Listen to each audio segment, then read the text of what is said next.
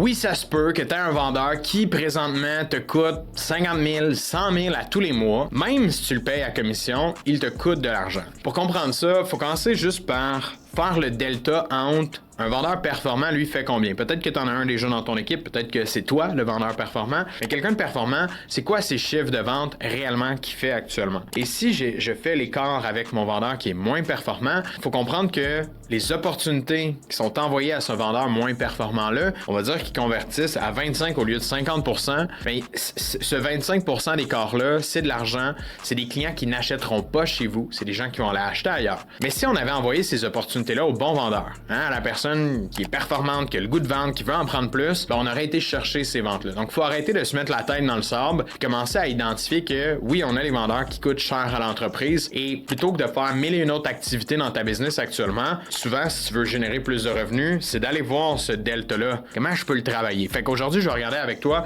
comment on peut identifier justement qu'on a des vendeurs qui sont moins performants. Comment est-ce qu'on peut corriger le problème avec eux? Puis surtout, je vais mettre l'accent sur l'importance de garder, de former, de donner les outils à ces vendeurs-là plutôt que d'être toujours en mode je mets quelqu'un dehors, j'en embaucherai un autre. Parce que ça coûte cher embaucher les gens et même plus cher que de faire performer un vendeur. Grosso modo, si on revient au coût, ce qui est important pour moi, il faut que vous ayez le calculé. Donc pour ça, ça prend des KPI, ça prend des stats, ça prend un dashboard des ventes qui vous permet de voir comment mon bon vendeur conclut mensuellement, comment mon moins bon vendeur fait. Si vous naviguez dans le brouillard actuellement et que vous n'avez aucun chiffre, vous n'êtes pas capable de suivre, je comprends que vous n'ayez pas pris cette décision-là de travailler sur un vendeur ou possiblement de le mettre à pied parce qu'il n'est pas rentable pour l'entreprise, parce qu'on n'a pas le tableau de bord avec la lumière rouge qui flash, OK?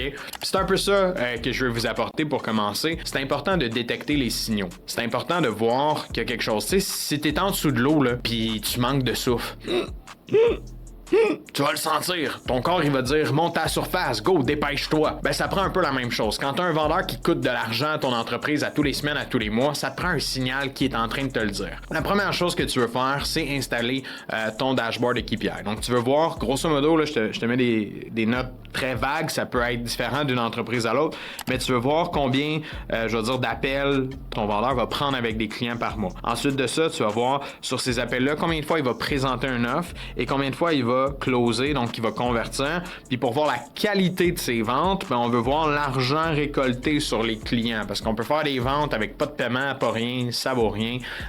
Faut être capable d'aller chercher des indicateurs sur ça. Donc, la première des choses, c'est vraiment de se donner un signal d'alarme, d'être capable de le voir quand est-ce. Et là, le signal, il doit être mis à toutes les sauces. C'est-à-dire que je vais le voir dans mes chiffres, mais ça veut-tu dire que parce qu'il y a une mauvaise semaine, bing, bing, bing, je vais lever l'alarme? Pas nécessairement. Le signal, il doit se lever peut-être après 4 semaines, peut-être après 6 semaines, peut-être après 8 semaines. Ça dépend toujours d'une business à l'autre, d'une industrie à l'autre. Parce que si on prend, par exemple, des entreprises B2B où est-ce qu'il y a des cycles de vente très, très longs qui peuvent prendre 6 mois, 12 mois, 1 an, c'est un petit peu plus granulaire les chiffres. Il y en a moins. Donc, si on se base vraiment sur 1 mois ou même 2 mois, des fois, ça veut pas rien dire. Mais il y a toujours des tendances qu'on est capable d'observer. Il y a toujours des corrélations qu'on est capable d'aller chercher dans nos chiffres qui nous permettent de voir est-ce qu'on s'en va dans le bon sens. Deuxièmement, ça prend un benchmark. On va dire toi, tiens, t'es le président de l'entreprise, toi vendre, là, c'est facile. Tu as 80% de taux de closing avec toutes tes rencontres clients. C'est ta business, c'est tes clients. Tu fais ça depuis 20 ans. Mais si tu pars sur ton benchmark à toi, c'est-à-dire ce que toi t'atteins comme chiffre, ça se peut que tu aies des attentes irréalistes puis que tu vas embaucher, tu seras jamais content. Tu seras jamais content et tous tes forecasts de vente de ce que ta business pourrait générer comme revenu sont basés juste sur tes chiffres et ça fait pas de sens quand tu mets des vendeurs, tu y arrives pas. Mais pour ça, c'est peut-être ton modèle d'affaires qui est à revoir, comment tu commissionnes tes vendeurs, peut-être tes attentes que tu as envers eux. Il faut mettre un benchmark qui fait du sens et qui permet à ta business de croître, de générer des bons revenus, d'avoir un bon coût d'acquisition client. Tu as besoin de comprendre un petit peu tes chiffres si tu veux être capable de faire ça. Donc ça, c'est la première des choses. Une fois que tes signaux d'alarme sont définis dans le temps et aussi en termes de chiffres, qu'est-ce qu'il doit atteindre? C'est de voir justement le comparatif. Est-ce que tout le monde a baissé? Ça, c'est un point important. Si tout le monde a baissé, c'est peut-être pas les reps le problème. C'est peut-être ton marketing, c'est peut-être le marché actuellement qui oscille puis qui fait en sorte que tes chiffres de vente de toute la business subissent un coup. Donc, c'est important aussi de ne pas t'attaquer à quelqu'un, mais qui est dans une pente descendante, mais que tout le reste l'est à la fois. Il faut pas confondre ça non plus. Il faut pas confondre non plus un peu de malchance, c'est-à-dire un représentant, je veux dire, qui va être malchanceux, qui va avoir plusieurs rendez-vous qui vont être assignés à son agenda, qui seront pas des rendez-vous de qualité ou qu'il va tomber sur des clients un petit peu plus réticents pendant une certaine période. Ça ne veut pas dire qu'il est pas bon non plus. Donc, encore une fois, la maîtrise des chiffres, des benchmarks, de dire, OK, ben, un mois, ça peut être de la malchance. 2 mois, c'est impossible. On n'a jamais vu ça. On le sait, on a des chiffres. Faut s'appuyer sur nos chiffres. Faut pas s'appuyer sur notre feeling. Okay? Donc maintenant que on a identifié, par exemple, un représentant qui est sous-performant, ce qu'on veut avoir ensuite, c'est un bon plan de redressement pour aider cette personne-là à se redresser dans ses statistiques, à se redresser dans ses performances. Mais il y a 2 réalités avec le plan de redressement parce que il y a 2 types d'individus qui sont complètement, je vais dire, différents souvent qu'on voit dans les équipes de vente. T'as la personne que tu souhaites qu'elle performe. Tu sais, la personne qui est positive, qu'elle essaye, elle se force, elle pose des questions, il y a des gens impliqués. Mais là, ça marche pas. Tu sais. Encore une fois, notre plan de redressement, faut qu'il y ait des signaux d'alarme pour dire quand on tombe dans le plan de redressement. Fait que là, cette personne-là, elle essaye, et là, ça marche pas. On tombe en mode plan de redressement avec elle. Je vais vous expliquer tout de suite après le plan de redressement. Le deuxième type de personne qu'on a, c'est le vendeur qui c'est jamais de sa faute. Hein? Les clients ont des bonnes objections, le marché va pas bien actuellement, il est arrivé quelque chose, il attend 8 deals qui vont se closer la semaine prochaine, puis là, il y a des retours, puis là, on sait de qui on parle ici, la personne qui a toujours des excuses, mais que c'est jamais de sa faute à elle. Et que cette personne-là, on va avoir un plan de redressement, mais qui va être différent parce que ça demande des moyens différents pour arriver à la faire performer. Donc, j'y vais avec ma personne 1, qui est positive, qui veut travailler. Ce qu'on va faire, c'est qu'on va faire un plan de redressement que j'appelle Done with You. Donc, on va déjà avoir un plan établi dans lequel, grosso modo, ce qui se passe dans un plan comme ça, c'est une implication supplémentaire de notre part ou de la part du directeur des ventes, de la personne ressource qui va être là pour l'épauler puis l'aider. Donc, ce qui est vraiment important, c'est qu'on ait des ressources claires qui nous permettent de lui donner plus de temps. Comme par exemple de dire, OK, ben là, tu vas aller avec un tel pendant une journée, tu vas l'observer, tu vas regarder ce qu'il fait, tu vas écouter. On veut des actions précises qui, on le sait, vont donner du résultat ou du moins sont supposées donner du résultat, sont supposées donner une meilleure perspective. Là, je fais une parenthèse ici. C'est toujours important, quand on paire quelqu'un avec une autre personne, que les deux travaillent avec le même système de vente, le même processus derrière. Si ton autre vendeur, c'est un lone wolf, et lui, il est vraiment bon, mais personne ne comprend comment il est bon, il y a personne qui est capable de faire pareil comme lui,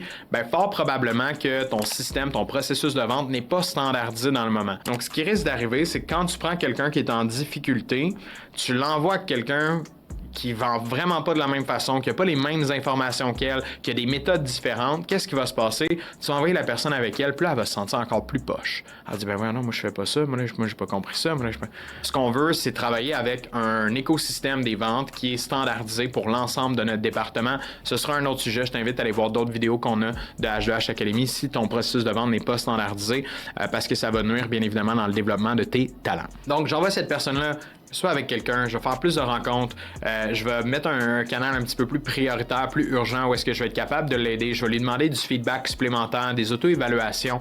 Donc, je vais avoir vraiment des points d'action spécifiques pour lui donner la chance de. Et je vais avoir un timeline. Donc, tout dépendant encore de votre industrie, on va se donner, comme par exemple, on va dire 60 jours. Donc, d'ici 60 jours, voici le résultat qu'on souhaite avoir atteint. Et si on n'a pas atteint ce résultat-là, malheureusement, ça devra se résulter en une mise à pied parce que, en ce moment, ça coûte cher à l'entreprise. Là, je fais une autre parenthèse ici. Même si cette personne-là, on l'aime beaucoup. Cette personne-là est peut-être dans l'entreprise depuis un moment parce qu'on l'a toléré depuis un moment dans l'entreprise. Pas parce qu'elle était pas gentille, on l'a toléré en voulant dire, elle rentrait pas d'argent, elle coûtait de l'argent, mais parce qu'on l'aimait, on l'a laissé là. La business, c'est une question de chiffre aussi. De tolérer cette personne-là dans l'entreprise, autant gentille qu'elle puisse être, c'est de manquer de respect à d'autres personnes. Donc, tes vendeurs qui, eux, performent bien, peut-être que leurs agendas sont pas pleins. Si on prenait des opportunités qui sont dans l'agenda de cette personne-là et on les donnait à ton autre vendeur, lui, il serait content à tabarouette, là. Ça ferait son plein bonheur, il ferait plus d'argent parce qu'il est capable, il a les compétences pour le faire, mais là, en ce moment, il en fait moins parce que tu en donnes à un membre de ton équipe qui sous-performe et qui n'arrive pas à closer les ventes. Donc, en plus de laisser de l'argent sur la table, tu démontres un mauvais leadership au sein de ton département des ventes. Puis plus loin que ça, la personne qui est chez vous et qui performe pas, elle le sait qu'elle performe pas, tu lui as dit, hein, on est dans un plan de redressement. Ben, elle, de rester dans un écosystème, quand elle sait qu'elle est le bois mort, qu'elle est la personne qui nous traîne par en arrière, n'est pas tout à fait heureuse là-dedans. Puis si elle est heureuse là-dedans, je remets en question sa motivation et ses intentions. Elle se fout un peu de l'entreprise. Si elle est heureuse, elle pense juste à elle puis elle s'en fout de toi. Donc peut-être toi qui as un grand cœur, ben là c'est à toi de faire ça. Parce que souvent, de la mettre à pied, de la laisser partir, d'aller ailleurs, qu'est-ce que ça va faire concrètement? Ça va lui donner l'occasion d'être meilleure dans un endroit où est-ce qu'elle a plus d'opportunités puis ça va te permettre à toi d'entrer quelqu'un dans ta business qui, elle, va fitter mieux avec la business et va avoir des intentions de vente, va être capable de le faire. Fin de ma parenthèse, c'est important de mettre un benchmark. Fait que si, mettons, le benchmark, c'est de dire, ben, il faut que l'augmentation soit de 10%, par exemple, d'ici les 60 prochains jours, il faut que ton taux de closing passe de 25 à 35%. Si on est à 34%, qu'est-ce qu'on fait? Fais-tu, non, c'est correct, 34. Non! C'est pas correct, 34. Ton meilleur vendeur est à 50. D'accepter 35, c'était de démontrer qu'il y avait une capacité suffisante d'amélioration. De tolérer 34 puis de le laisser rentrer si d'envoyer encore le mauvais leadership. Donc, c'est 35 ou rien, ou en haut, bien évidemment. Donc, c'est important dans ton plan de redressement de fixer des objectifs précis. Maintenant, avec la personne qui, elle, jamais de sa faute, c'est toujours la faute des autres, elle est excellente, les clients sont juste pas là au bon moment, que de la malchance, Mercure est en rétrograde. Ben, avec cette personne-là, on va avoir un plan différent qui va s'appeler le Do It Yourself. Parfait. Tu me dis que c'est pas de ta faute, tu me dis que ci, que ça. J'entends ce que tu me dis. Mais cependant, on a des gens qui performent à 50% et eux, probablement que c'est de la chance, mais ils créent leur chance quelque part. Donc, ce que je vais te demander, c'est pas 50%. Ce que je vais te demander d'ici les 60 prochains jours, pardonnez-moi, c'est d'atteindre 35% de taux de closing. Il faut que tu rectifies ton taux de closing. Fais-le comme tu veux. Si tu as besoin d'aide, lève la main. On va venir te voir. On va être là. Mais ce que je te dis, il faut que tu augmentes à 35%. Sans quoi, je vais devoir te mettre à pied. Donc, on prend et on lui met dans sa cour directement la responsabilité parce que cette personne-là n'est pas positive, on n'a pas nécessairement de plaisir à travailler avec elle. Donc, si on se fait chier pour garder quelqu'un comme ça dans l'entreprise, c'est un peu tough. Et la vérité, c'est que des fois, ces gens-là performe bien sous pression comme ça, puis dire OK, puis ça va peut-être l'amener à changer son comportement. En thèse, souvent, ce genre de personnes-là ont besoin de travailler sur leur comportement, ont besoin de travailler sur leur développement personnel, ont besoin de coaching un petit peu plus personnel des fois que nécessairement au niveau des compétences, parce que le problème est entre les deux oreilles. Ils répètent les mêmes erreurs tout le temps, et ils disent que c'est pas de leur faute. Ce qu'ils ont besoin, c'est d'un miroir, de se regarder, de comprendre, de pouvoir évoluer. Et souvent, quand ils évoluent, ben, ils ont la possibilité. Parce que tu les as pas engagés pour rien. Tu as vu quelque chose dans cette personne-là, mais la formation en vente ne va pas régler tous ces problèmes. Cependant, ça arrive qu'on dise ça à une personne, qu'on arrive, OK, les chiffres sont pas là, faut qu'on fasse un plan de redressement avec elle, on lui annonce ça. Ça arrive qu'elle quitte rapidement parce que ça l'a insulté de se faire dire que dans 60 jours, si elle performait pas plus, elle allait pas. Donc, grosso modo, elle te rend service en quittant rapidement parce qu'elle te permet de te revirer, d'aller chercher les ressources, de mettre ton temps à la bonne place avec les bonnes personnes plutôt que de travailler sur quelqu'un qui avait même pas envie de faire les efforts pendant 60 jours pour garder sa job. Donc, encore une fois, tu vas te rendre service si tu fais ça. Ton plan de redressement a besoin de rigueur, a besoin d'avoir des paramètres que tu vas définir déjà au préalable. Donc, super important de le faire. Et là, tu vas me dire, mais pourquoi je pourrais juste engager quelqu'un d'autre? Tu sais, lui, il est pas bon, on va s'en aller. Oui, tu peux toujours engager d'autres personnes. Si tu engages comme tu formes tes gens, c'est-à-dire au hasard présentement, ben avant de tomber sur la perle rare, la personne qui va venir rapidement performer dans ton département des ventes, tu vas devoir passer beaucoup de gens. Puis ce qui coûte plus cher que de donner des opportunités de vente à quelqu'un qui ne convertit pas, ben c'est d'embaucher des gens. Parce qu'embaucher, ça te prend du temps, de l'effort, ça implique plusieurs personnes des fois dans ton entreprise, ça ralentit tes opérations, ça te demande de faire des entrevues, de regarder, ça coûte cher. Faire une embauche avant même que la personne soit embauchée, en temps, en énergie, en effort, ça coûte de l'argent. C'est plus rentable de prendre du temps, de l'énergie dans de la formation continue avec ton équipe, soutenir la croissance de ton processus de vente, mettre vraiment plus d'efforts dans de la formation, puis le caring de ton département des ventes va te coûter vraiment moins cher que d'attendre de trouver un bon vendeur à force d'en passer beaucoup. Ça va te coûter extrêmement cher. Parce qu'en plus de perdre les opportunités, ça te coûte le temps, donc ça te coûte doublement cher. Fait que le risque de laisser aller partir quelqu'un et d'en embaucher un autre est plus élevé en termes de perte monétaire que d'essayer de faire performer une personne. Cependant, faire performer une personne qui, par les chiffres, on le sait qu'il ne s'améliore pas, ça aussi c'est un risque. Mais en fait, c'est même pas un risque, ça devient une évidence de le faire parce que les chiffres nous le disent et non pas notre gut feeling.